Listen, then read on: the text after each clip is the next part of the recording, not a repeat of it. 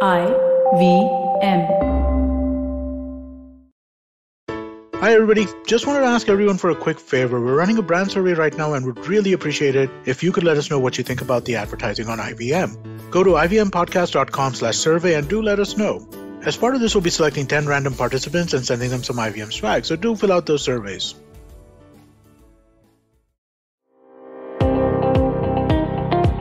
Welcome to All Things Policy, a daily podcast supported by Pragati, a flagship media initiative of the Takshashila Institution. We are a bunch of policy nerds based in Bengaluru, and we like to bring fresh perspectives to Indian affairs and an Indian perspective to global affairs. So grab a cup of coffee, sit back, and join us for today's chat. Hello everyone, welcome to another episode of All Things Policy. I'm Natansha Bansal. Today we'll talk about governance surveillance in the backdrop of Pegasus spyware, a military-grade cyber weapon which has given a fresh impetus to Orwellian practices worldwide. Before I introduce my guest for the day, I would like to inform you that Takshashila's 12-week graduate certificate programs in policy are now open for admission. The last date to apply is 28th of August 2021. For more details, please visit takshashila.org.in/courses. It was in 2016 when the Canadian Citizen Lab first flagged the cybersecurity threat presented by Pegasus spyware. Pegasus, just like George Orwell's omnipresent telescreens, acts both as a surveillance device and an information conveyor. While concluding the Puttaswamy judgment, Justice Sanjay Kishan Kaul said, I quote, "Surveillance is not new, but technology has permitted surveillance in ways that are unimaginable." The recent revelations about the Pegasus spyware have put the Indian democratic values in question. In today's episode, Nitin Pai, the co-founder and director of Takshashila Institution, and I will try to decrypt the ongoing debate about Pegasus and explore difficult questions like the extent to which national security can be considered a legitimate excuse for snooping on citizens by states, the prevalence of government surveillance, and the individual rights. Hello, Nitin. Welcome to All Things Policy. Hi, Nitansha. I'm happy to be back on our own All Things Policy podcast. So, Nitin, let's start with some technological information for our listeners, and let's try to tell them what a spyware is and why is Pegasus called one. I think listeners should go and find out that themselves. I mean, the technological part is easily Googleable. But I think what the implication really is that Pegasus is an offensive cyber weapon. Right? It might be used for hacking, for surveillance, etc. But the underlying point is that it is a cyber weapon, no different from tanks, aircraft, guns, etc., which armed forces and security agencies of various countries use. And it is available commercially. It's just like how you would buy weapons from commercial private manufacturers. This is available from private manufacturers. And as they say, presumably only to countries and approved countries and departments of approved countries. Right. So this point where, the Israeli firm NSO, which owns Pegasus, they've constantly maintained that their clients are only government authorities. And I just want to understand that, what incentive could a democratic government have in spying on its own citizens? And how does this interfere with the rights of citizens in a democracy? Well, I think it's from what you see from the public discourse, there's a huge lot of hypocrisy involved. Everybody knows that governments snoop on their people. Governments of whether they are liberal democracies, whether they are authoritarian countries, etc. The fact that governments are placing people under surveillance is nothing new. So when people go out and say, hey, there is surveillance going on, it reminds me of that Casablanca scene saying, gambling, there's gambling going on here. So the difference is not whether democracies should or shouldn't surveil. Surveillance is a part of governance. The surveillance also happens within the intelligence domain, where intelligence domain is within a gray area of constitutional control versus extra constitutional behavior, because that's the lay of the land. That's how intelligence operates. The real question really in this is, do we have a conscious, deliberate balance between national security and individual rights? And are there adequate governance processes to monitor this?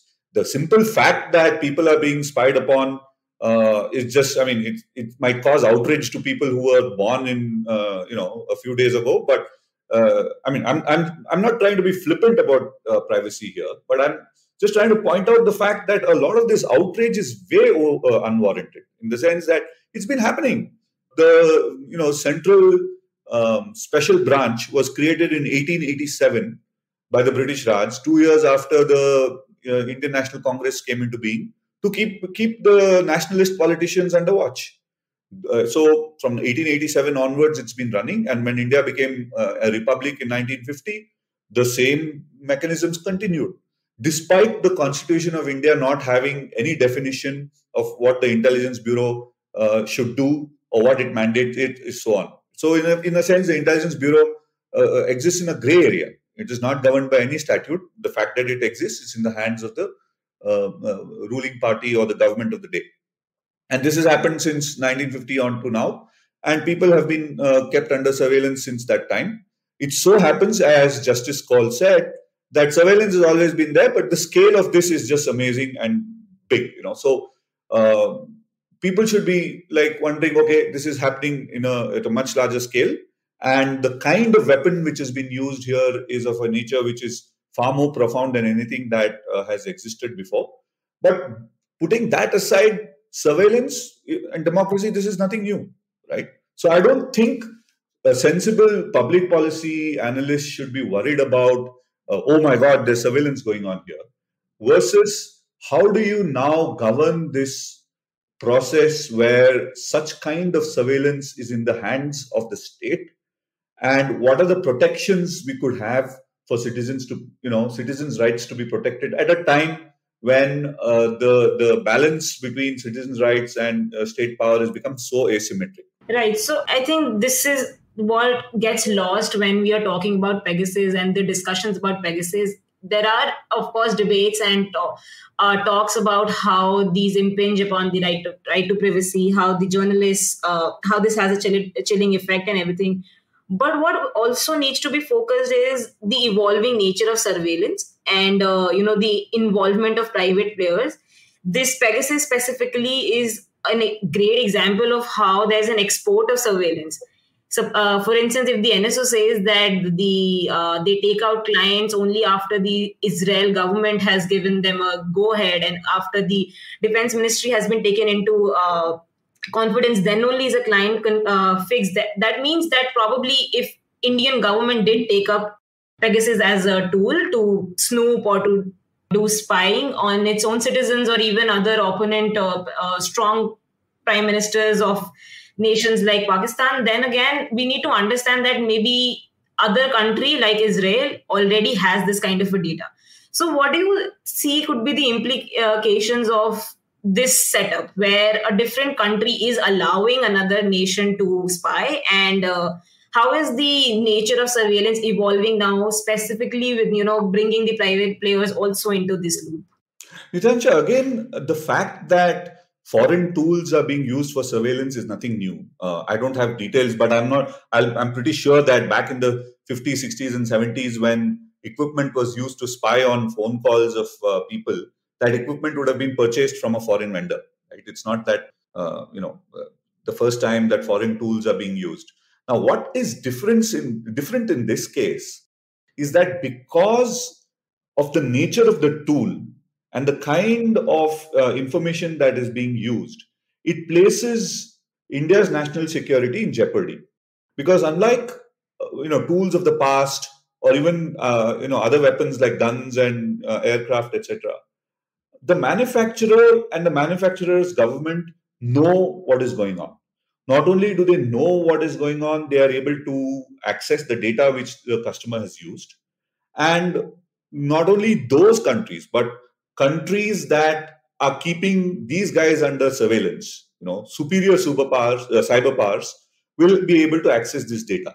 So in that sense, that when you use a tool like this to snoop on anybody, whether it's legitimate targets or political targets or journalists, all of this targeting information, as well as the information from the targets, is available not just to you, but also to the manufacturer, to manufacturer's government, and other cyber powers who are keeping the manufacturer under surveillance. Right? In that sense, this is potentially a breach of national security in the very fact that you're using it. And that brings us to the point, because why would a government, let's say, all of this is allegation at this point, nothing has been established, but let's assume that it is true. Why would a country, why would India, for example, or Indian agencies use a commercial cyber tool? The simple answer is because we don't have one of our own. That exposes the fact that India is not a cyber power. India's cyber offensive capability does not exist, at least to the level that you need for something like Pegasus. And Pegasus itself is, I think, on a scale of the kind of cyber weapons which are available today, is probably 4 out of 10, right? So there are 6 more degrees or 6 more levels of sophistication in terms of cyber weapons which are available out there. And India doesn't even have number 4. So the question then is, what does it mean for your cyber strategy when for level 4 kind of work you still need to buy things from outside?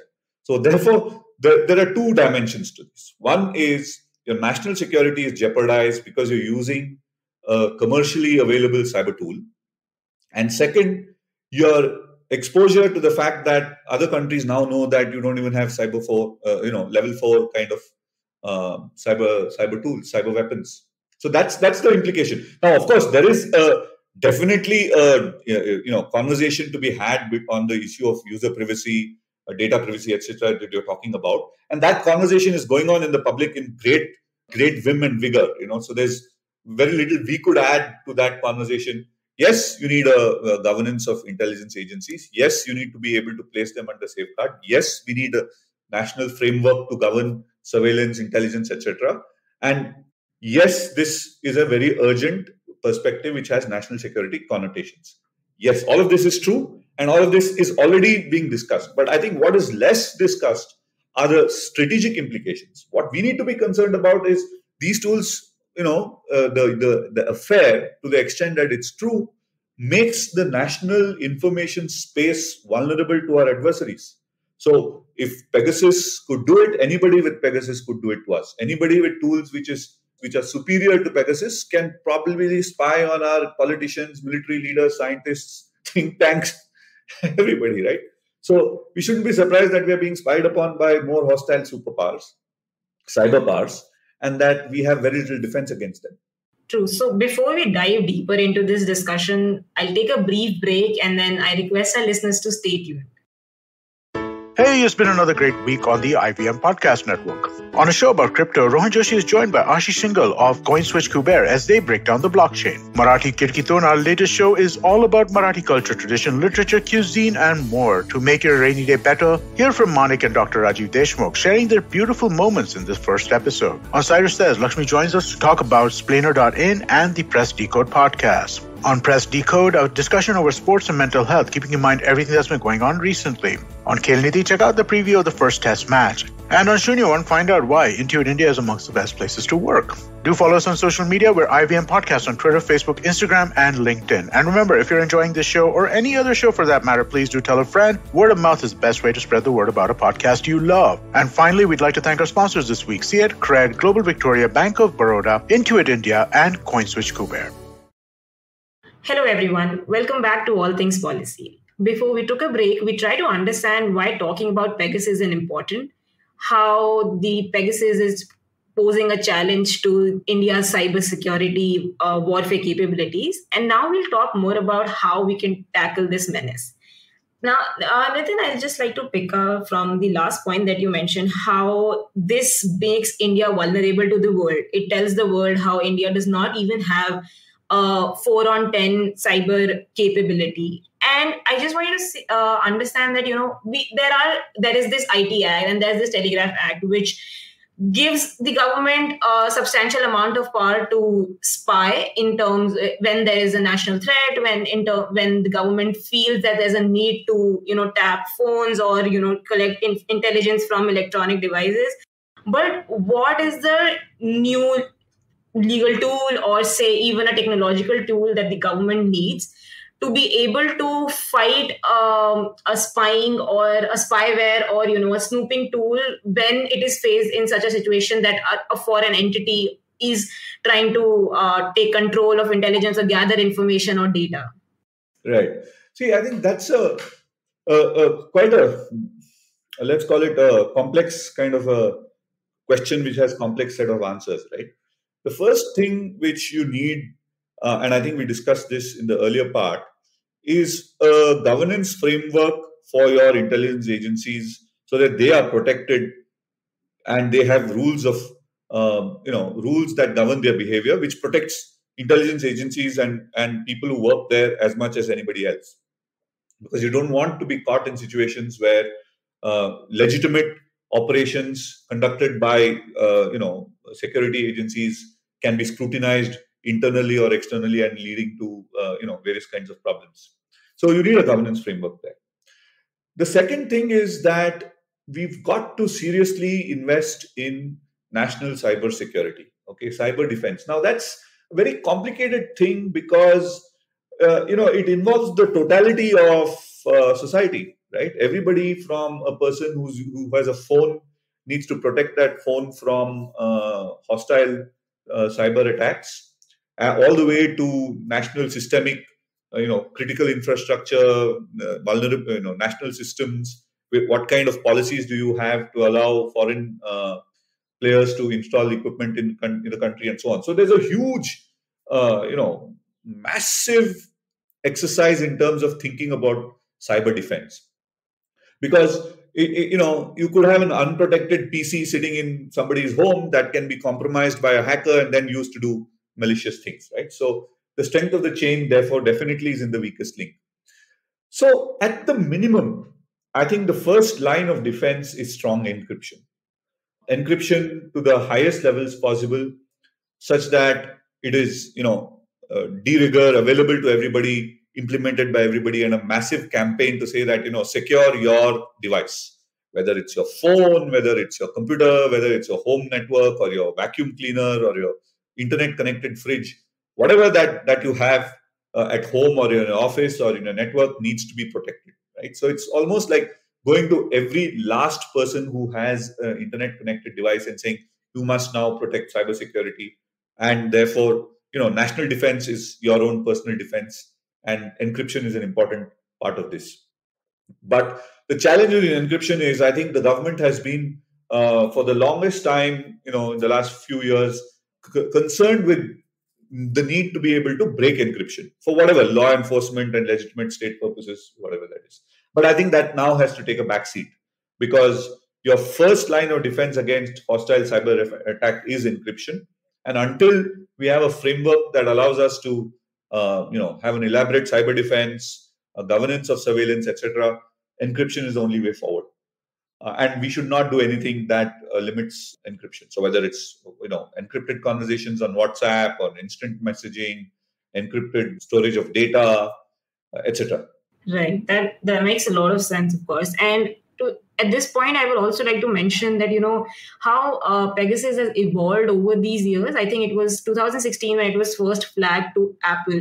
And now we see that at that point in time, there was a missed call. And then, either the user had to pick up that call or at least click on a link.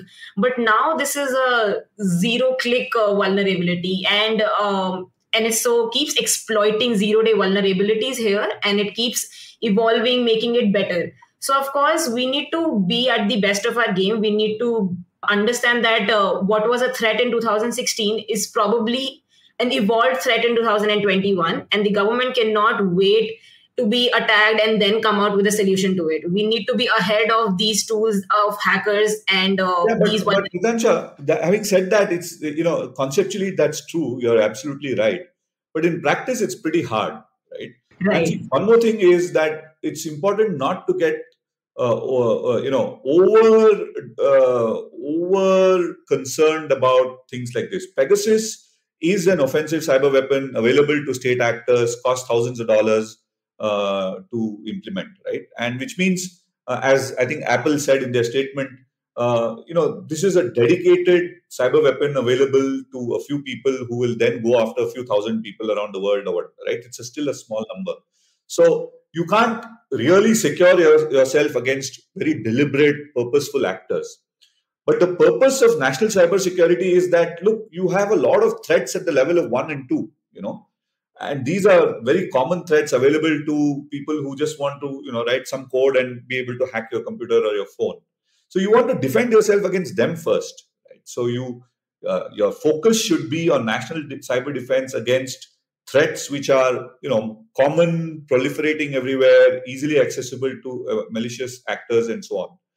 Now, once you've built that, then you can try and secure the whole country against Pegasus. Because I think trying to secure the whole country against something like Pegasus is just bewilderingly, infinitely expensive. You won't be able to do that.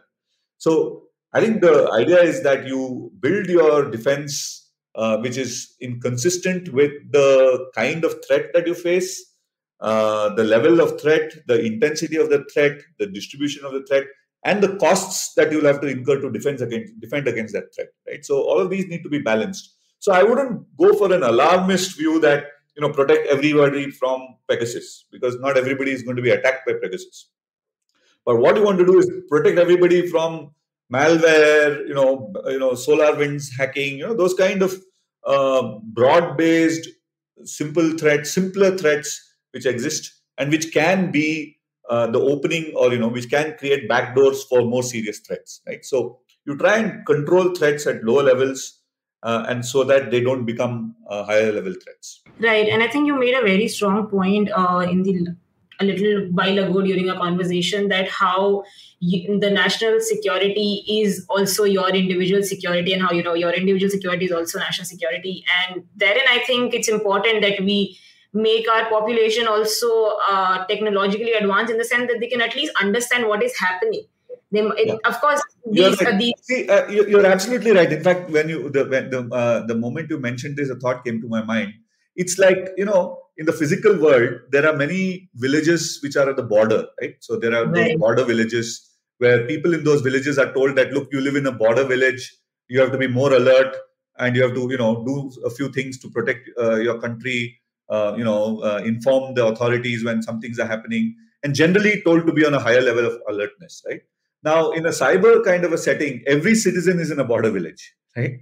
So it's not just physically at the border. Every citizen is therefore at risk. So therefore, it's probably the first kind of a threat where every citizen is just one or two hops away from national security. And national security therefore concerns every citizen. Right, that's true. And it's like an invisible enemy. You can't see it. You don't even know if it's in your mobile, because we look at our mobile phones or our devices, electronic devices, as something that we trust entirely. We have everything saved in there. And to imagine a life without these devices is just next to impossible now. So, of course, we're basically going to fight an enemy which we can't see, which is invisible. So, of course, what we need is a robust strategy. And it has to start from the national security level. And do you think that, India is on the right track? Are we at least thinking about it, especially after this secret was out? Do you think the mindset is at least work in that direction, that we have started to think about it, be serious about this issue? Well, I suppose there might be things going on within the government, but my general observation is that we are far, far away from approaching this with the level of seriousness that it requires.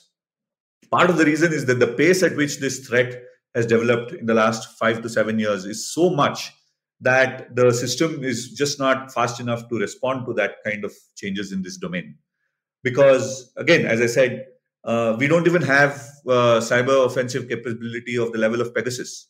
Right? If we have to buy Pegasus from a vendor, it means we are, not even at level 4 in this whole game. If you look at the recent IISS report on cyber capabilities, they very generously put India in the 3rd tier. But I think that is an optimistic, optimistic kind of a rating, because I think we are quite distant from this. Right?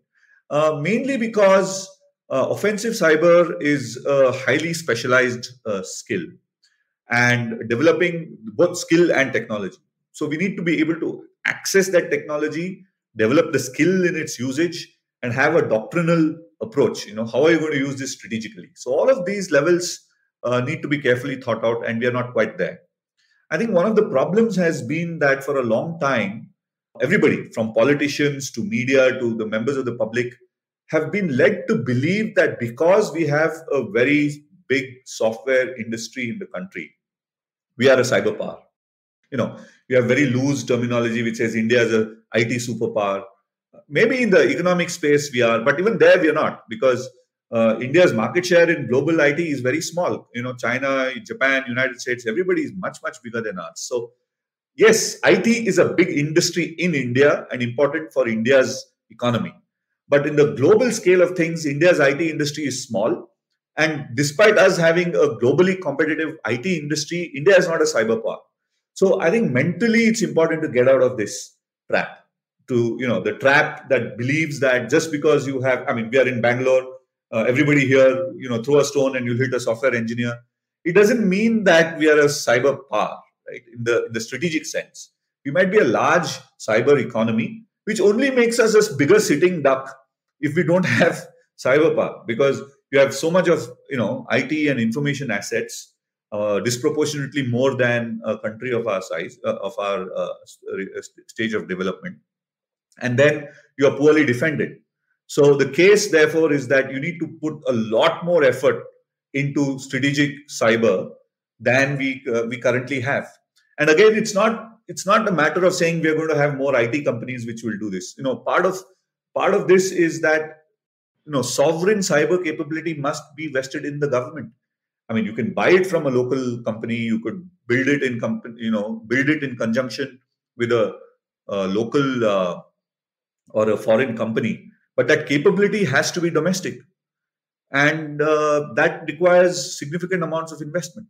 Correct. This puts a lot of things in perspective. And I think what's important for India and Indians is to stop living in denial and to accept the reality as is, to work on our strengths and to improvise on our weaknesses.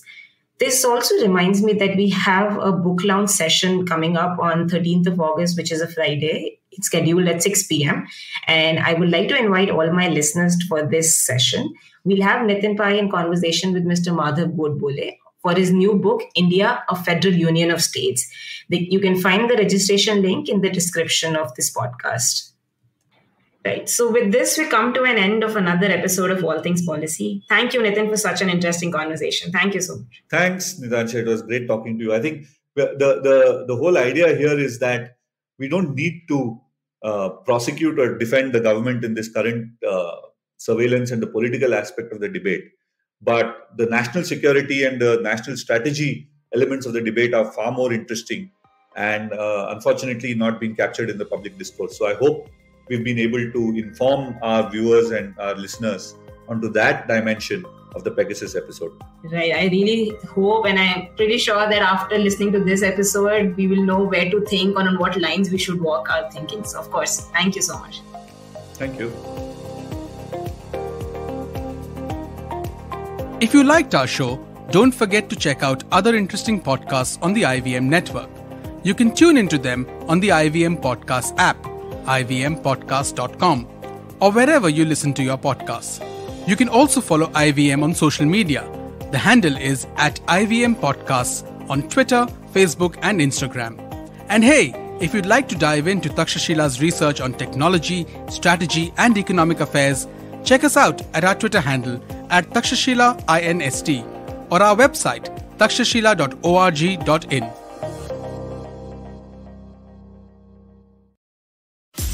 Namaste, this is Cyrus Brocha. I am part of the government cancel culture program to remove rubbish off all the different streams available. So what we have is all the collected rubbish we put together on our show. It's called Cyrus Says. It's on IVM Podcasts. You have to watch it and listen to it. It's on our app. It's on our website. It's on the YouTube channel. It's on Facebook. There are many different ways. Don't bother me and ask me how. You have to find out. We talk to different personalities. Many of them are known. Some are just people we meet downstairs and invite them up for chai. But the point is, it's fun and it's very therapeutic. So please join in and listen to Cyrus Says. Are you looking for finance products and services that can enhance your personal finance experience? Are you looking for a space to talk about your financial product or service? And are you looking for a crisp talk show where the conversation is all about money? Well, your search ends here. Hi, my name is Anupam Gupta and I'm host of the Paisa Vaisa podcast, and I invite you for the conversation about your personal finance on each Monday on the IVM Podcast app or the website or on any podcast streaming platforms. See you folks.